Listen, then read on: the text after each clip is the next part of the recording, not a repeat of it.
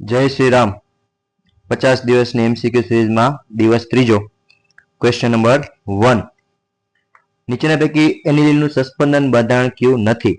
હવે જ્યારે પણ એનિલિન સસ્પેન્શન બંધારણ દર્શાવે છે ત્યારે એનિલિન ઉપર ધન વીજભાર આવે છે, ત્યારે પણ નાઇટ્રોજન બોન્ડના ઇલેક્ટ્રોન ખેંચતો નથી. એટલે આ રીતે જો સસ્પેન્શન બંધારણ થાય તો નાઇટ્રોજન ઉપર ધન વીજભાર આવી શકે અને એ સમયે આ ઇલેક્ટ્રોન જો અહીંયા આવશે તો આ નાઇટ્રોજન ઉપર આ કાર્બન ઉપર ઋણ વીજભાર આવશે. ત્યારબાદ છે એ આનું સસ્પેન્શન ચાલુ થાય એટલે આ ઇલેક્ટ્રોન અહીંયા આવશે, ત્યારે આ ઇલેક્ટ્રોન અહીંયા આવશે, તો આ રીતે અહીંયા નેગેટિવ ચાર્જ આવી શકે. મતલબ કે આ સેકન્ડ વાળું બંધારણ પોસિબલ થાય નહીં, એટલે આપણો આન્સર થશે સેકન્ડ. આ બંધારણ શક્ય નથી. ક્વેશ્ચન 2 નાઇટ્રોજનમાંથી કયો એક નાઇટ્રોજન પરમાણુ સૌથી વધારે કેન્દ્રાનુરાગી હશે? કેન્દ્રાનુરાગીનો મતલબ કે કયા નાઇટ્રોજન પાસે વધુમાં વધુ લોન પેર હાજર છે. નાઇટ્રોજન પાસે લોન પેર હાજર છે એનો મતલબ કે સસ્પેન્શનમાં હોવી જોઈએ નહીં. તો અહીંયા આપણે ફર્સ્ટ નંબરના નાઇટ્રોજનની લોન પેર ક્યાંય સસ્પેન્શનમાં નથી. આ સેકન્ડ નંબરના નાઇટ્રોજનની લોન પેર આ બાજુ કાર્બોનિલ સાથે સસ્પેન્શનમાં જઈ શકે અને આ થર્ડ નંબર વાળાની પણ કાર્બોનિલ સાથે સસ્પેન્શનમાં જઈ શકે. એનો મતલબ કે આ નાઇટ્રોજન ઉપર લોન પેર લોક થયેલી છે, જેથી એ બીજા કોઈ ઉપર અટેક કરવા માટે હાજર હશે, એટલે એની કેન્દ્રાનુરાગી પ્રબળતા વધુ ગણાશે.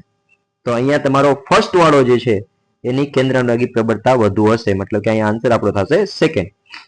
આલ્કેન નાઇટ્રાઇલ શેની સાથે સમઘટકીય છે? આલ્કેન નાઇટ્રાઇલ એટલે RCN. તો આ કોની સાથે સમઘટકી હોય તો કે RNC સાથે. NC મતલબ આલ્કાઇડ આઇસોસાયનાઇડ.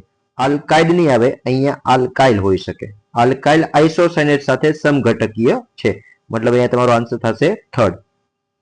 એસિટોનાઇટ્રાઇલ ક્યુ બંધારણ ધરાવે છે? હવે એસિટો મતલબ શું થાય તો કે કેટલા કાર્બન થાય તો કે 2 કાર્બન, અને નાઇટ્રાઇલ મતલબ ક્રિયાશીલ સમૂહ CN. 2 કાર્બન અને CN ક્રિયાશીલ સમૂહ હોય તો એને કહેવાય એસિટોનાઇટ્રાઇલ, એટલે આન્સર આપણો થશે ફોર્થ. ક્વેશ્ચન નંબર 5 માં વિધાનો આપેલા છે, એમાંથી ખોટું વિધાન કયું છે એ પસંદ કરવાનું છે. તો પ્રોપિયોનિક એસિડ એ પાણી સાથે અમિશ્રિત છે. તો પ્રોપિયોનિક એસિડ પાણી સાથે અમિશ્રિત છે ને આ વિધાન ખોટું છે, કેમ કે પ્રોપિયોનિક એસિડ અને પાણીના અણુ વચ્ચે છે હાઇડ્રોજન બોન્ડિંગ બની શકે, જેના લીધે પાણીમાં દ્રાવ્ય થઈ શકે. એસિટિક એસિડ એ પ્રોટીક દ્રાવકોમાં ડાયમર તરીકે અસ્તિત્વ ધરાવે છે. આ કાર્બોક્સિલિક એસિડ વાળું ચેપ્ટર આવે ને ત્યારે એમાં ખબર પડશે. એસિડિક એસિડ છે ને અપ્રોટીક દ્રાવકો હોય તો એની અંદર ડાયમર સ્વરૂપે હાજર હોય છે, તો આ વિધાન બી સાચું છે. સી 9 કાર્બન પરમાણુઓ સુધીના એલિફેટિક કાર્બોક્સિલિક એસિડ ઓરડાના તાપમાને રંગવિહીન પ્રવાહી હોય છે. આ પણ કાર્બોક્સિલિક એસિડ વાળા ચેપ્ટરનો ભાગ છે. આ બી વિધાન સાચું છે. તો મતલબ અહીંયા આપણું વિધાન એ છે એક જ ખોટું થાય છે, એટલે અહીંયા આન્સર થશે સેકન્ડ. ક્વેશ્ચન 6 જલીય માધ્યમમાં નીચેનામાંથી સૌથી વધુ બેઝિક શું છે? તો આપણને અહીંયા મિથાઇલ સમૂહ જો આગળ દેખાતો હોય તો આપણો ક્રમ આગળ પણ વાત થયેલી છે, આપણો ક્રમ શું હોય છે 213 વાળો ક્રમ. તો મતલબ સેકન્ડરી વાળું છે આપણો આન્સર થાય, તો સેકન્ડરી વાળો આન્સર થશે 1. C4H11N માંથી મળતા સમઘટક એ પ્રાથમિક એમાઇન કયા છે? તો હવે જો પ્રાથમિક એમાઇન માટે છે ને NH2 ક્રિયાશીલ સમૂહો જોઈએ, તો આ પ્રાથમિક એમાઇન હોઈ શકે. અહીંયા છે ને કાર્બનની આપણે છે એ 2 સમઘટકો ડ્રો કરી શકે. 4 કાર્બનની શૃંખલા હોય ને તો 2 સમઘટકો, એક નોર્મલ બ્યુટેન અને બીજો હોય છે આઇસોબ્યુટેન. હવે નોર્મલ બ્યુટેનમાં તમે અહીંયા NH2 લગાડશો તો એક નિપજ આ થશે. જો એની જગ્યાએ આની જગ્યાએ જો અહીંયા વચ્ચેના કાર્બન ઉપર લગાડશો તો એ સેકન્ડ નિપજ થશે. એટલે મતલબ કે આ નોર્મલ વાળામાં છે એ 2 નિપજો બની શકે. એવી રીતે અહીંયા પણ જો NH2 લગાડશો આ તો પ્રાથમિક એમાઇન થશે, અથવા તો આ વચલા કાર્બન ઉપર પણ તમે NH2 લગાડી શકો. તો આવી રીતે અહીંયા તમારા પ્રાથમિક એમાઇન ટોટલ કેટલા બની શકે તો કે 4, એટલે આન્સર થશે સેકન્ડ. પાણીમાં ઇથાઇલ એમાઇનની દ્રાવ્યતાનું કારણ શું છે? તો પાણી છે એ પાણીની અંદર કઈ વસ્તુ દ્રાવ્ય થઈ શકે તો કે જે પાણીના અણુ સાથે હાઇડ્રોજન બોન્ડિંગ બનાવે એ. તો એવો આપણો ઓપ્શન છે પાણી સાથે હાઇડ્રોજન બંધની બનાવટ. ક્વેશ્ચન નંબર 9 નીચેનામાંથી કયું ગેબ્રિયલ થેલેમાઇડ સંશ્લેષણ દ્વારા મળતું નથી? ગેબ્રિયલ થેલેમાઇડ સંશ્લેષણ દ્વારા પ્રાથમિક એમાઇન બને છે, એક આ વસ્તુ ક્લિયર છે. બીજું ગેબ્રિયલ થેલેમાઇડ સંશ્લેષણ પ્રક્રિયા છે એના દ્વારા એરોમેટિક એમાઇન બનતા નથી. પ્રાથમિક એમાઇન બને પણ એરોમેટિક પ્રાથમિક બનતા નથી. તો એ મુજબ જોવા જઈએ તો આ પ્રાથમિક એમાઇન બની શકે, આ પણ પ્રાથમિક એમાઇન સીધો બેન્ઝીન સાથે NH2 નથી એટલે એરોમેટિક ના ગણાય, એટલે આ પણ બની શકે. આ પ્રાથમિક એમાઇન નહીં બને, કારણ શું? તો કે અહીંયા છે એ સીધો બેન્ઝીન સાથે એટલે એરોમેટિક પ્રાથમિક એમાઇન છે, જે બની શકે નહીં. એટલે અહીંયા તમારો આન્સર થશે 3. ક્વેશ્ચન નંબર 10, RCONH2X અને RNH2. તો આ X શું હોઈ શકે? તો કે અહીંયા તમે જોઈ શકો છો કે આ નિપજ જે બને છે એમાં એક કાર્બન આ CO વાળો ભાગ નીકળી ગયો છે. તો CO વાળો ભાગ ક્યારે નીકળી શકે? તો કે જ્યારે એમાં હોફમેન બ્રોમિમાઇડ પ્રક્રિયા થાય ત્યારે. હોફમેન બ્રોમિમાઇડ પ્રક્રિયા કરવી હોય તો અહીંયા X તરીકે તમે શું લઈ શકો? NaOH plus Br2.